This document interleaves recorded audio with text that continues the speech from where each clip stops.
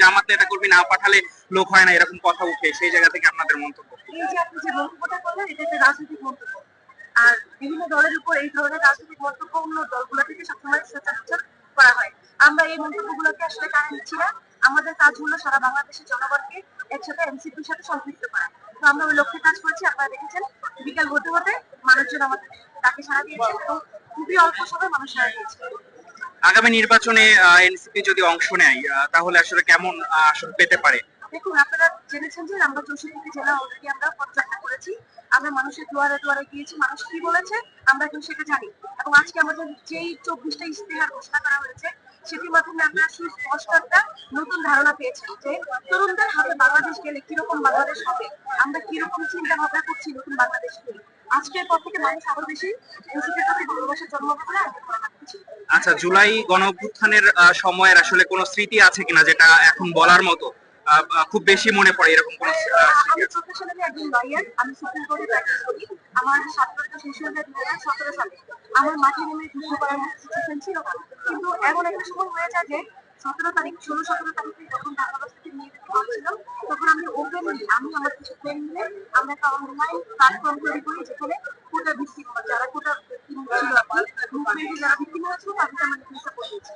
ওই সময় আমি দেখেছি যে মানুষ কিভাবে মানুষকে বিচার বহির্ভূত ভাবে তাদেরকে গ্রেফতার করা হয়েছে, তাদেরকে নিপীড়ন করা হয়েছে।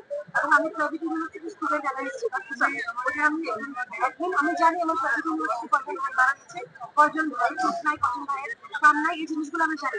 যখন আমার মনে হয় তখন মনে হয় যে আসলে প্রফেশন পরে আমি আমার যতটুকু শিক্ষাগত যোগ্যতা অর্জন হয়েছে এটা আসলে জনগণের জন্য দেওয়া উচিত।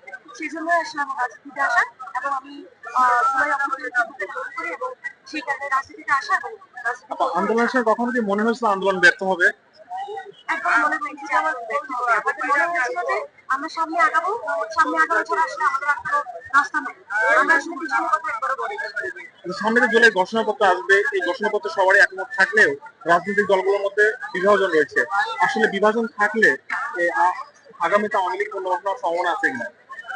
আপনি একটা জিনিস খেয়াল করবেন যে আওয়ামী লীগের প্রশ্নে সকল রাজনৈতিক দলগুলো কিন্তু একমত এবং এই ঐক্যবদ্ধ তৈরি হয়েছে 24-এর অভ্যুত্থানের পর।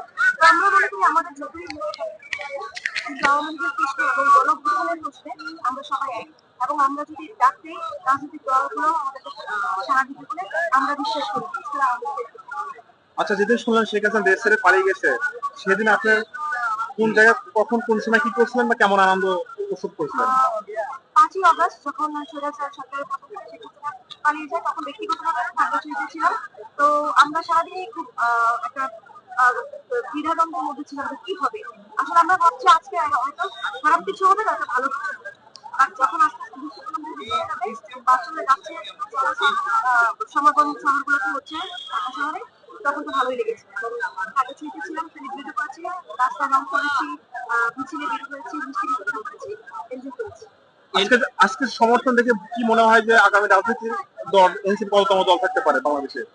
বাংলাদেশের চলচ্চিত্র জানাতে যখন আমরা ভ্রমণ করেছি, আমরা দেখেছি মানুষ আমাদেরকে চিনে ছাত্রদের দল হিসেবে, নতুন রাজনৈতিক দল, ছাত্রদের দল এবং জুলাই গণ-অভ্যুত্থানের দল।